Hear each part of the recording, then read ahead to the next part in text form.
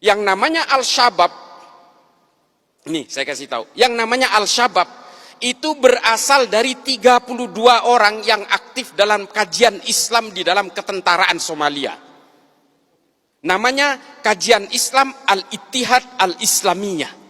Nama pemimpinnya siapa? Kolonel Muhammad Hasan.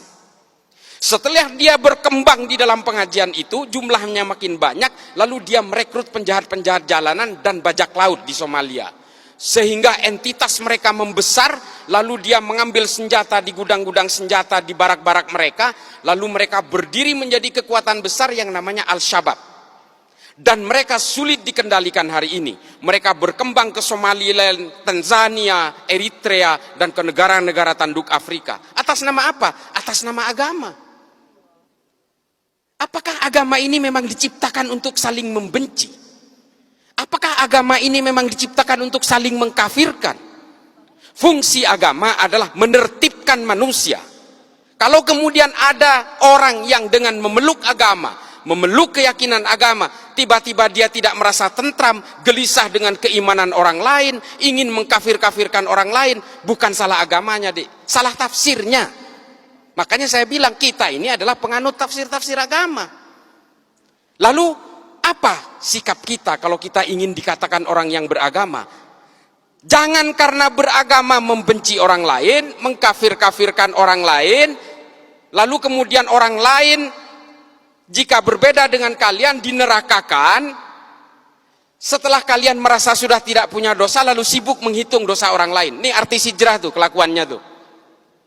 Dulu pemain musik setelah merasa hijrah, mengharamkan musik. Teman-temannya yang lagi bermain musik diharam-haramkan, dineraka-nerakakan. Tuh kelakuannya. Setelah dirinya merasa tobat, lalu dia sibuk menghitung dosa orang lain. Ini karena tafsir-tafsir al-wala wal-bara itu loh. Ini betul-betul menjadi concern saya. Makanya kalau kalian lihat di TV, saya selalu menentang ini.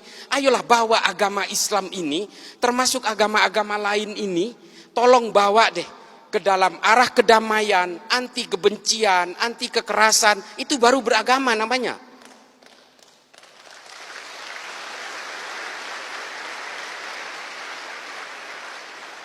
Memang terrorism has no religion. Terorisme tidak ada agamanya.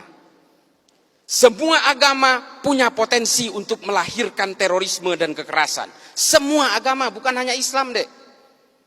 Cuma kenapa saya concern kepada agama Islam? Satu, Islam itu adalah agama yang paling banyak dipeluk oleh manusia Indonesia hari ini, dan saya sendiri Islam.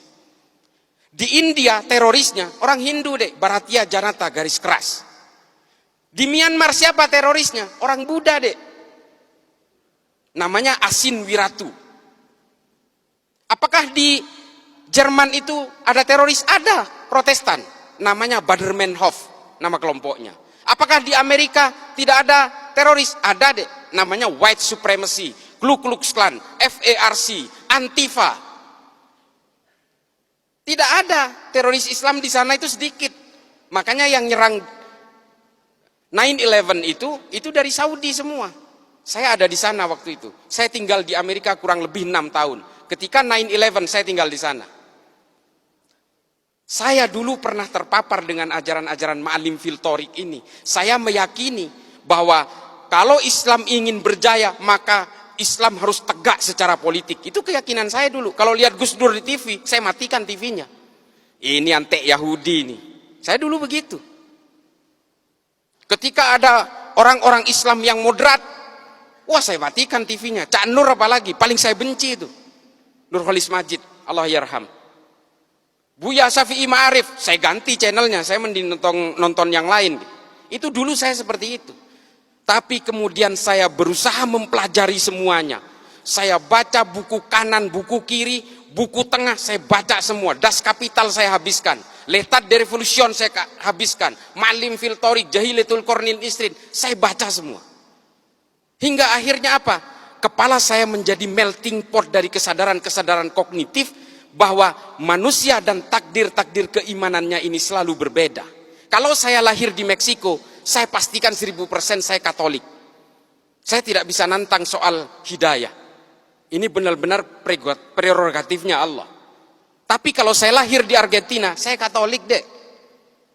Lalu kemudian dengan takdir-takdir kelahiran itu, apakah kita kemudian seolah-olah, oh karena saya Islam, sejak lahir saya Islam, maka saya yang akan paling menghuni surga. Kalau orang yang berbeda dengan saya pasti masuk neraka.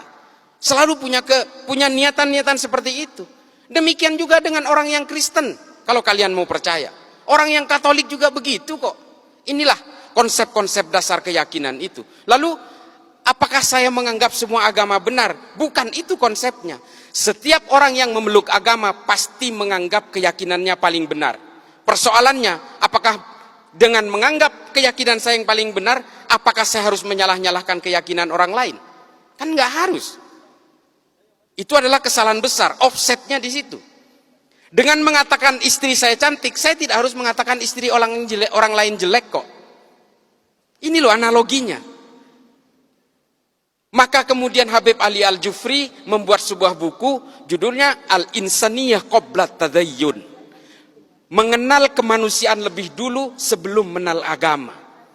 Karena apa? Kelahiran kita dan konsep-konsep keimanan ini berbanding linier. Kita beragama Islam karena lahir dari negara dengan mayoritas Islam dan dari orang tua beragama Islam.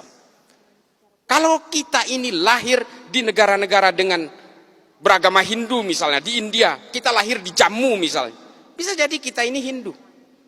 Atau lahir di Bali, bisa jadi Hindu. Sementara kita tidak pernah ditawarkan mau lahir dari orang tua beragama apa. Tiba-tiba kita lahir brojol Islam, ikut keimanan orang tua, lalu I'm the man. I'm the holder of universe. Ini loh penyakit-penyakit orang yang kemudian menghegemoni keimanan bahwa dia itu adalah pemegang kebenaran tunggal. Makanya kalau kita ingat tulisannya Thomas Aquinas dalam Summa Theologica, saya paling memegang ini. Meskipun Santo Thomas Aquinas ini adalah seorang Katolik, bukunya itu saya habiskan. Saya itu pembaca buku dek. Ya saya nggak jumawa ya. Saya itu 1000 halaman rata-rata per bulan. Saya baca buku itu. Makanya saya merasa I'm feeling free. Saya merasa merdeka dengan berbagai bacaan yang saya baca ini.